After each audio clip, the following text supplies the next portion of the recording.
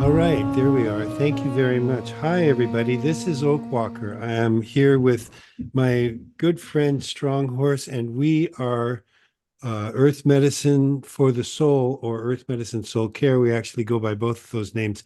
And we're going to have a new podcast today, and we're going to talk about getting ourselves out of the way. Is that right?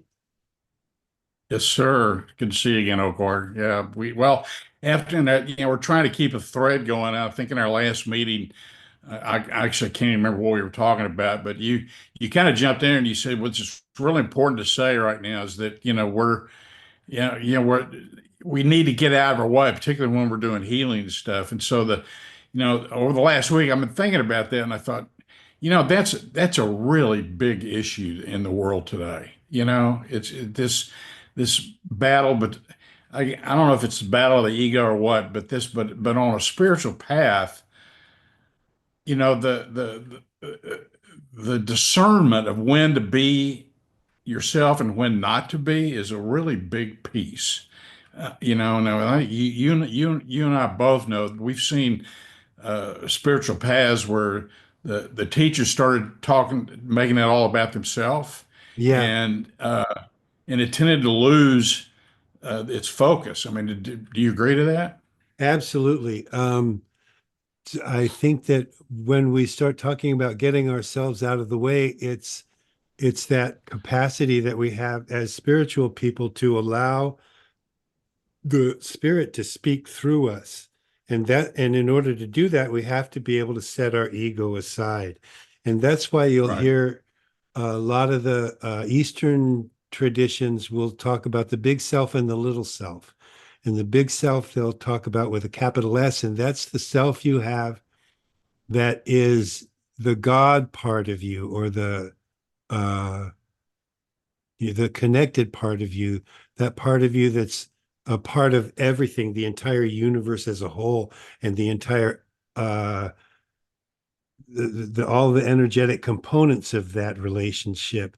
And the little self is that little piece of you that thinks, that's basically controlled by your ego, and that's the one that gets in the way of the real work, or as Oscar would have said, the great work. Although I don't particularly care for that term because I think it invites the little ego to step in and uh, get all over the problem, which then dilutes or makes the actual spiritual work go away. It ends it. I think once you can't get yourself out of the way, if you can't get your ego out of the way, then you're working from your own self-aggrandizement. Yeah, I was thinking about this today, and I think a lot of it has to do with semantics. Mm. It's like I go around and around with my wife on this. She talks a lot about the need to surrender. In fact, I think you brought that up the last time we were talking, Hmm. and I said, I just have a problem with that. I mean, because there's there's a quality to that word that sort of infers lack of responsibility, And so I was thinking about it today, and I was trying to think, well, so what would be better, I mean, I would say when I talk to my wife about this, I usually say, well, I prefer being at service, but the thing I came up with that really and what keyed this for me, which is really interesting, was my experience in running sweat lodges, Uh-huh. and what I came up with was giving gentle permission. So, using the sweat lodge example, you know, I've always, when I run a sweat lodge, there's a razor's edge you have to maintain. Hmm. You just have to hold that space, and it has nothing to do with the amount of water you're putting on the rocks. It has to do with what spirit's coming down through you. Yes, And absolutely. so as long as you're holding that razor's edge, and so there's some responsibility with that, And I mean, I've been in sweat lodges before where the chief has got to somehow prove how powerful they are, and they end up pouring water, and burning everybody up. There's no power in that at all. You know what I'm saying? Yeah. And so it's just I mean, to me, that's a real, like, here's a real hands-on example of why you need to get out of the way, but you still have to be accountable. You know, you can't just throw everything to the wind and hope something happens. Because alchemy has to have a partner. You know what I'm saying? Yeah, it's a co-creation process. Exactly. Um, so, and that's interesting that you're bringing it up that way because I have no problem with that word surrender at all. But by surrendering, I don't mean that I'm throwing everything to the wind. All that means is that I am allowing the truth to come through me. And I'm still Right. the basic actor here in the world. I mean, I am that person that's surrendering, if you will. But I don't for me, the idea that we're gonna like and I just had this happen at work today. The idea that we're gonna like rely on spirit for everything. You said it yourself in a previous podcast. You know that you don't stand there with a shovel and pray for a hole, you know. Right. Right. And so and I love that. I had this kid today and he was just bawling his eyes out because he was being called out to organize his locker in the dorm. And he actually said these words, God didn't give me the skills to organize. And I had to sit down with this poor boy and go, listen, dude, don't forget that when you were born, God made you forget everything. Okay. You, you came in here with no skills. So you have to learn these skills.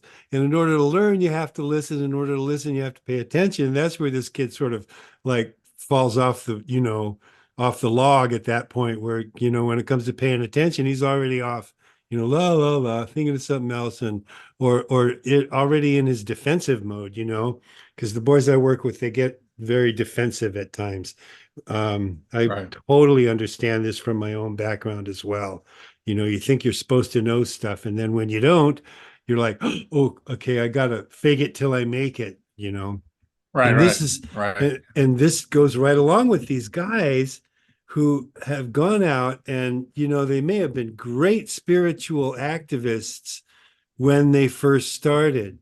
But then after several years of adulation and people, coming to them and paying for their circles and stuff, then they start to get full of themselves. And then the Right. actual work that's being done, the healing work, it stops. The Right. spirit can't get through Right. me. It can't get through my little self. That one that's Right. worried about, whether the lawn's mowed and, I'm painting my fence and all of that stuff. It doesn't come down through that. That's my valve, if you will.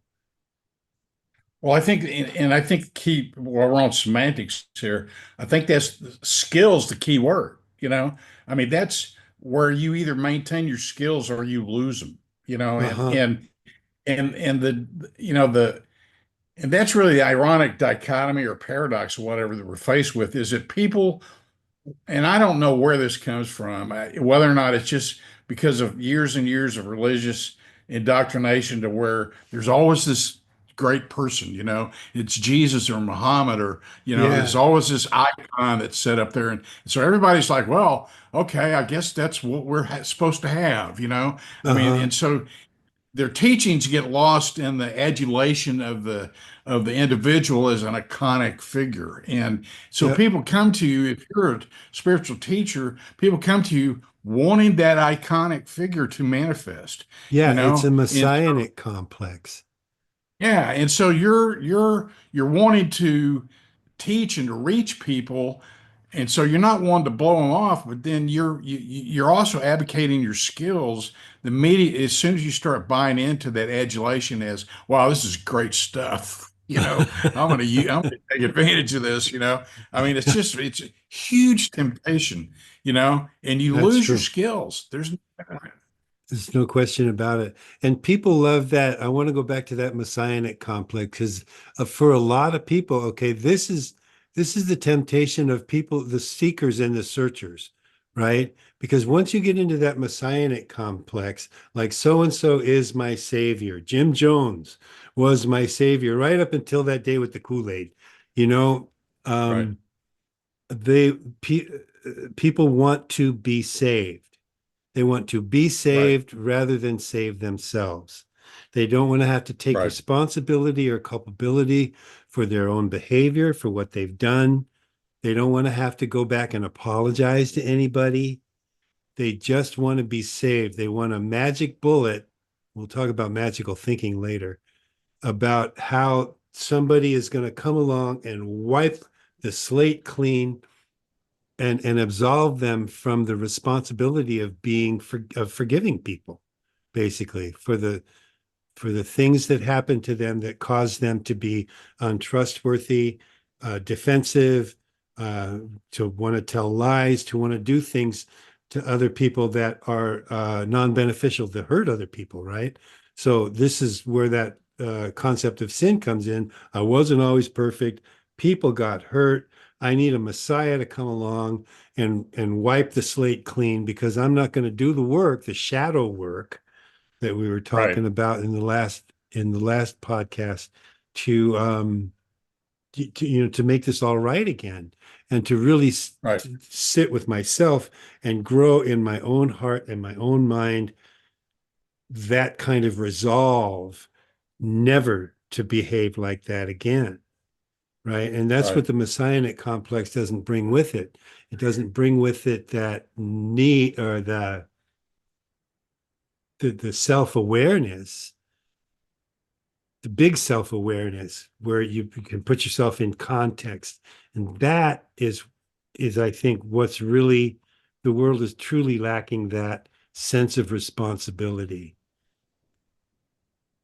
Yeah, and I don't. I'm going to throw this out there, and let me preface this by saying I don't know whether this is true or not, but this is simply something that was brought up in a conversation through sort of a channeling session, and I was told that around 750 AD there was a conclave, a meeting of religious leaders in the Mm-hmm, Middle East somewhere, mm-hmm, and discussion was how do we bring forth the teachings of Jesus and the Melchizedeks and some of the, uh, you know, some of the more esoteric people were like, well, the teaching's obviously about telling everybody about how you can do this and you can do that.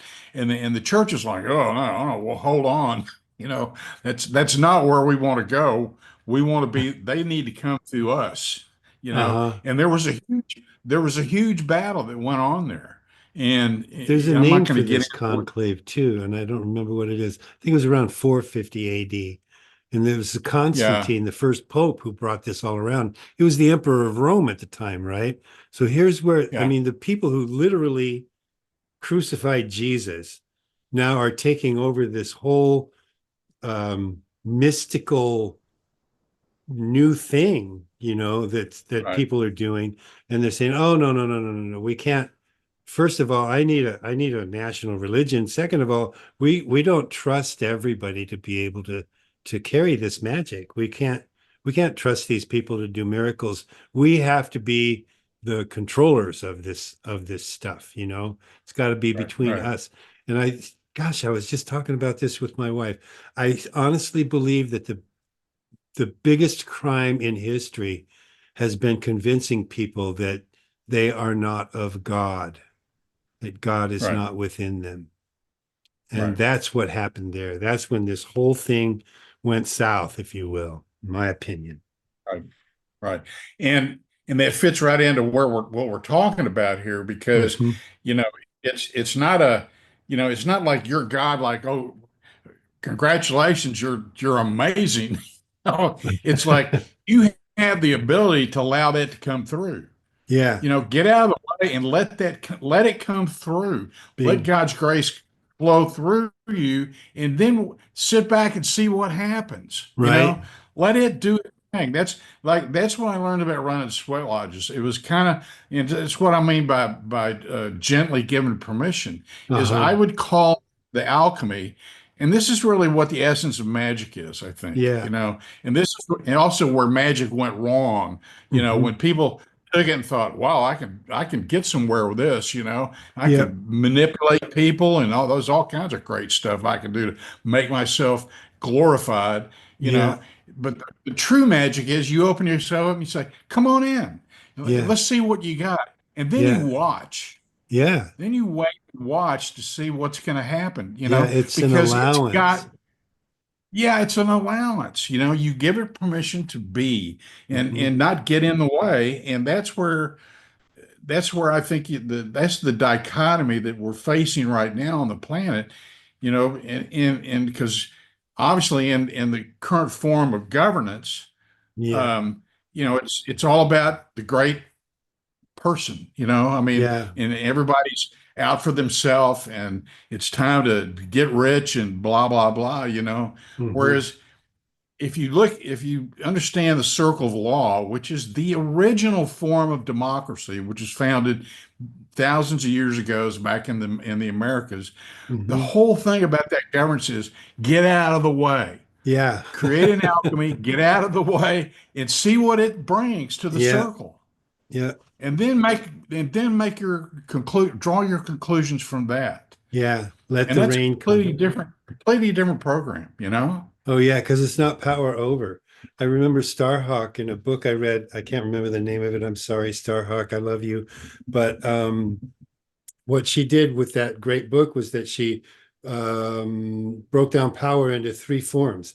And there's power over others, power with others, and then power from within. And the power from within is that part of you that's still connected to the creation, right? And the power with was Starhawk saying, we gotta gather together in communities and and not let these power over people run over us like we've been letting them do for the last 5, 10 Right. millennia.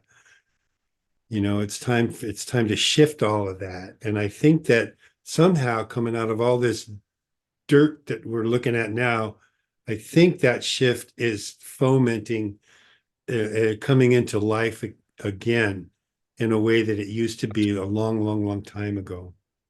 I totally agree with you. I totally agree with you. I mean, it's just, it's running its course to the point where it's now this whole power over domination control thing is just running out of steam, man. Yeah, You know, yeah, it it's is. imploding. It's like, yeah, everybody's like, oh my God, when does this go away? Uh-huh. How You stupid does this have to get?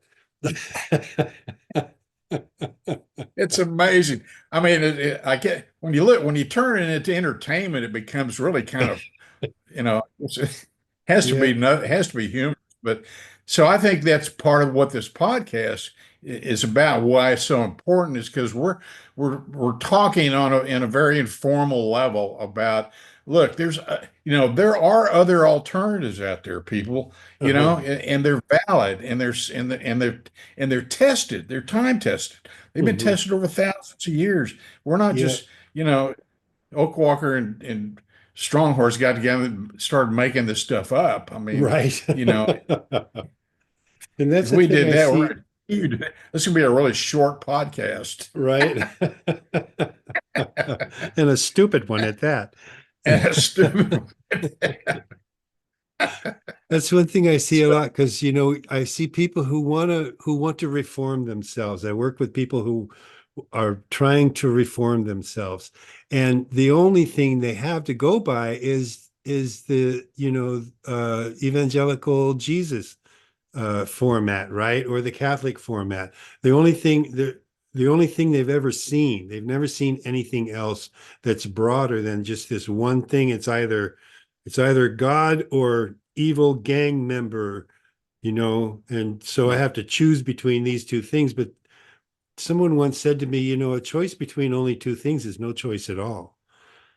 You right, know, it's so there's so much out there and there are so many ways. And that's the thing I'm really grateful to Creator for, is allowing me to go beyond those myopic, very small messianic formats of spirituality and allowing myself to know, to be still and know that I am God, if you will. And that's that And beast. you know, the other, go ahead. It's that be The other still part of that, part. I think, yeah, the be still part is huge, you know, Hmm. but when you format it under, you know, I'm God, there again, to me that there's a conformity there that I feel when it said that, because the thing that I think the thing about this that for me that was most important was it showed me who my authentic self is. You know, I Yeah. mean, and it like when I first came on this path, I remember thinking, God, this is like I could really do this. You know, I mean, it felt Hmm. right, it felt good, and Hmm. I didn't know it at the time, but of course I had multiple lifetimes involved in this, and so when it came around again. It just like I knew, you know, there was a knowing there that I never experienced before. Yeah. And so, you know, that knowing is really something that it opens up you know, you become God because as God is also trying to know it's himself or Hmm. herself, however you want to frame that. Yeah. But that's what the human does. You know, when you become God, you're like, well, how much can I know Yeah. about myself? Let's open up the gates and see, and how far can this go? And it can go you don't know how far it can go. Right. They keep expanding and expanding just like God does. Yeah. And there it loops right on back into getting yourself out of the way again, because that's the process. There you are, suddenly you're realizing that you have can allow this tremendous creative energy to course through you. And but in order to do that, there's this constant process of shucking off the impediments to that, right? And so now I'm getting myself out of the way by letting go of this thing and letting go of that thing, and all of these things that kept me distracted and unconsciously defensive, if you will, among other things. That stuff is all, it all starts to finally kind of winnow away until what's left is your true self, your creator self, if you will. That's what I love about And this that's a hell of process. a skill. You know, that's a hell Yeah. of a skill. Yeah, and I it's mean, it there is, in so many traditions too. I mean, they wouldn't be good traditions if that stuff wasn't in there somewhere, right? It's got to right, be functional for someone. It's another thing I've been looking at is, my God, that's just another way of saying that thing that I say, you know? right. It's and so and oh, look at those guys. They're dancing in themselves into a trance, and that's just like, when we drum around the campfire, and all of this stuff is becoming it's the same thing. It's just with different words, really different, you know, centers of focus, I guess you could say.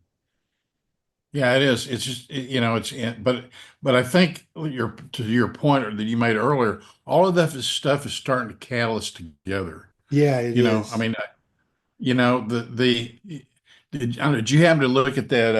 I sent you a message, and then there was a, a woman by the name of Ganji or something like that, who's Uh-huh. I think she's uh, I think a student or an apprentice of the Yogananda, and Uh-huh.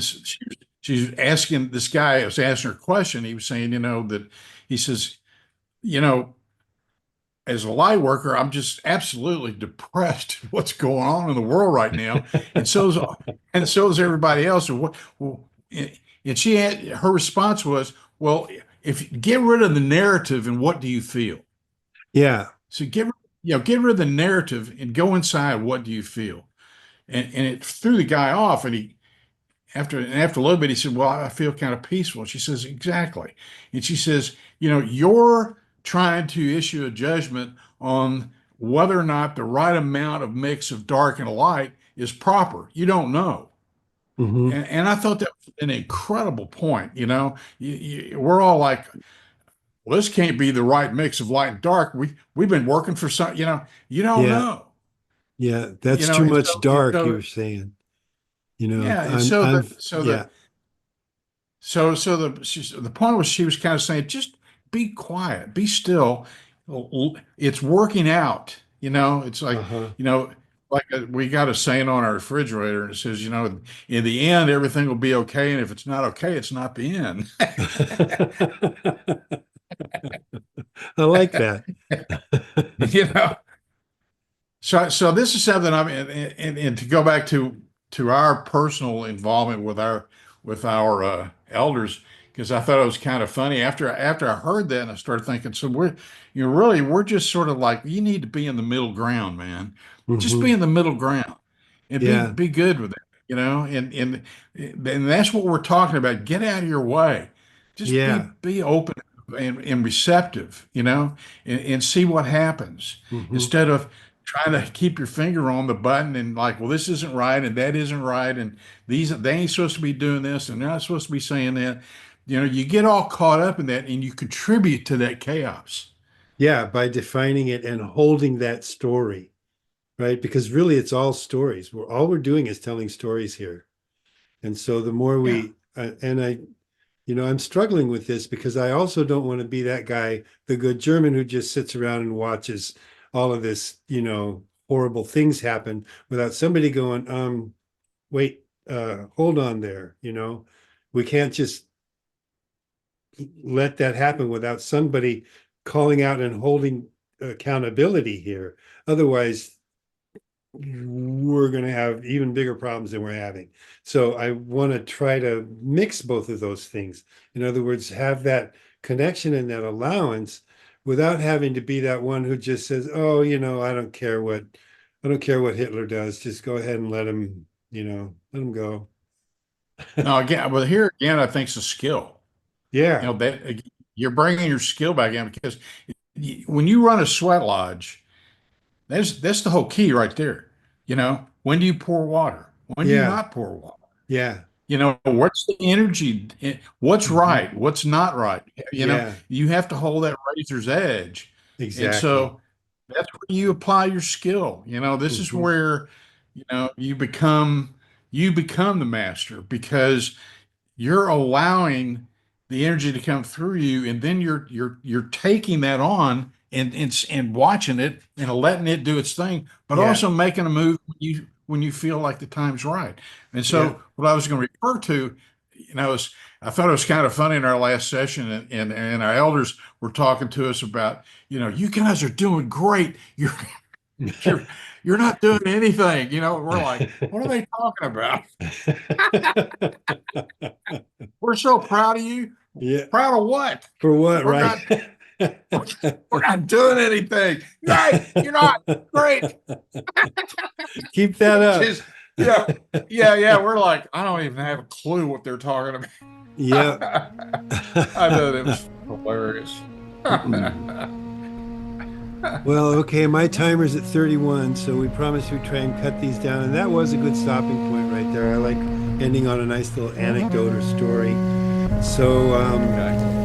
are you good? Are you complete? Do you want to? Oh, I'm good.